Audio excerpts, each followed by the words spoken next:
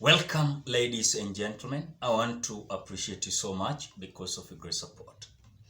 Tension is very high as African Union AU Commission Chairperson Moussa Faki on Tuesday, March 28 today has come out to express his concern at the violence that ensued after Azimio's public protest in various counties. In a statement sent by Addis Ababa-based organization, the chairperson has come out to decry the loss of life, damage to property, and interruption of economic activities in Nairobi County.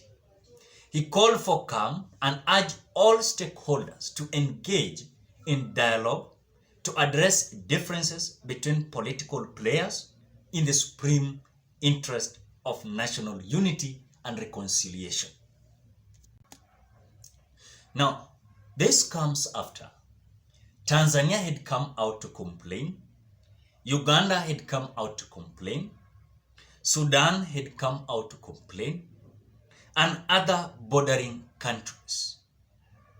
When you look at the argument and concerns towards whatever is happening with Raila Odinga's mass action, is that Raila Odinga that was being underrated now is creating attention and causing a sleepless night of various stakeholders, not only in the Republic of Kenya, but across Africa.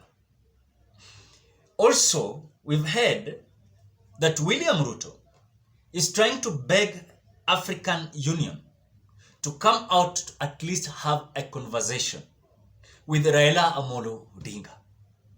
One thing that William Ruto did was that when they sensed that Raila Odinga was going to continue with his mass action or to start his maandamanos, they walisusia and they managed to make the African Union to give Raila Amolo Odinga a chance to pursue his political career in the country.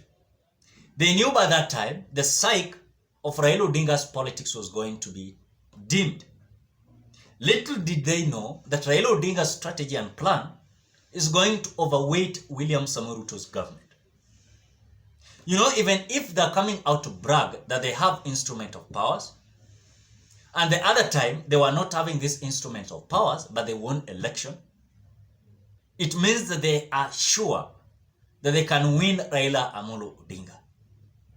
One thing that people are not understanding is, even if these police officers are going to come out to have or to use an excessive force towards the people who are having mass action, picketing, demonstrating, is that they're just destroying the economy themselves. Because when Raila Odinga came out last Monday to NTA, announcing that Monday was going to be a holiday, people thought like things will not happen. But these things happened after police officers came out using an excessive rule of law and force towards dispersing the people from the mass action. This also was so concerning to those bordering countries that claimed that the chaos and excessive force that was being used by police officers was also triggering and interfering with their normal business activities. This also came after the Namanga border between Kenya and Tanzania. They were so concerned, saying that even their lorries, which they're doing with business, was not accessing to come to Kenya because they are afraid of whatever is happening when it comes to mass action in the Republic of Kenya. Number two, this also came with Uganda, the Busia border.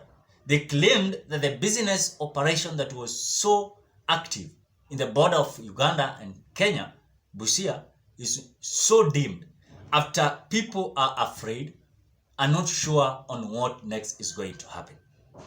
So when you look at African Union coming out, Chairperson Moussa Faki coming out to express his concern towards the mass action of Azimio, they must also come out to ask themselves simple question.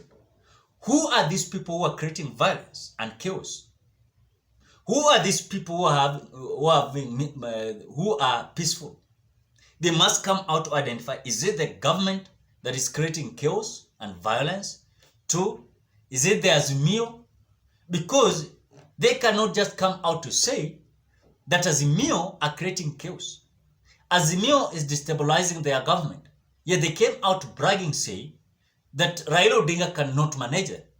Why are they crying? Why are they begging for African Union to come to at least intervene on their behalf? And I know it very well. As days are going to unfold itself, things might not be good, because just yesterday we were in mass action. It is only today and tomorrow people are going to relax. Then on Thursday, people are going to storm the streets again. There's something that people are asking themselves. Is it true that Raila Odinga is paying his supporters to follow him? And I want to say no. Raila Odinga is not paying certain individuals to follow him. It is just Raila Odinga is being loved freely, without any charge. So it is out of order for African Union just to come out to claim that the mass action of Raila Amolo Odinga is creating a loss of life, damage of property, and the interruption of economic activities in Nairobi.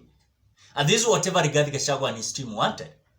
That they themselves, they went ahead to destroy someone's property so that it can be seen like Raila Odinga's team who is destroying the property. According to also the issue of foreign countries coming to interfere with the issues of the Republic of Kenya, I think they must come out to stop. Let Kenyans express their feelings. Let Kenyans come out to petition their issues and grievances. So if that person that is begging you to intervene on his behalf, yet he is using excessive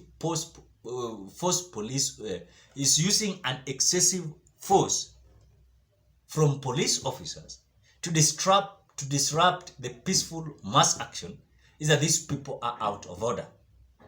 Let the people come out to express their feelings. Let people to be listened to. Let them not to be so special that even to listen to the people, they are not so concerned. So for them to come out to write a letter even to Raila Odinga, to at least reconsider the mass action, to call off the mass action, it is just out of intimidation. It is out of frustration. And they are so irritated with this so-called mass action of Azimio. But about my understanding, I do believe that William Ruto must give in, even despite of him coming out bragging, saying that he is having instrumental powers, is having people who are competent on the works and duties that they have given them. But I want to say, even despite of this African Union coming out to at least to be a mediator between Raila Odinga and William Samoei Ruto, I want to say something that is very crucial. Number one, let African Union come out to intervene between William Samoei Ruto, who is the president of the day, and Raila Amolo Odinga. And this intervention must be one. They must address the high cost of living in the Republic of Kenya. Number two, they must speak about electoral injustices that has never been addressed once and for all. Number three, let the servers be opened once and for all, and let William Ruto be verified. The president and Raila Odinga is ready to uphold his peace once and for all. So this is dramatic that they want to lure and attract Raila Amolo Odinga in a very shameful handshake.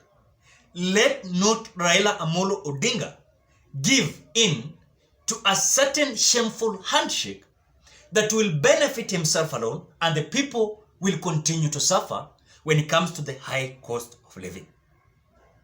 If they are not going to talk about those things, ladies and gentlemen, let these people face the wrath of mass action across the Republic of Kenya. And even let it be every day's mass action. Because we cannot have a government that people are crying, presenting their petitions, yet themselves, they are bragging, say that our country is stable. Our country is not stable. Let them come out to assure Kenyans that whatever Raila Odinga is addressing is so important. Raila Odinga is addressing the issue of high cost of living. You people address the high cost of living. Address the issue of electoral injustices. Then the servers. So this issue of African Union coming out just to insist for a dialogue, let them sit down. Let them also tell Rigathi Gachagua, look, this country is bigger than you yourself. You people, you cannot mobilize certain goons to come out to destroy someone's property because you are disagreeing with him politically. It is something that is wrong. So ladies and gentlemen, as tension is continuing to be so high across Africa and also the borders of the Republic of Kenya, we are waiting things to unfold themselves. Ladies and gentlemen, what are thoughts? Drop your opinion at the comment section below. Otherwise, I want to appreciate you so much because of great support. Please consider subscribing, liking, commenting, and sharing this video. Bye-bye. Till we meet on another video.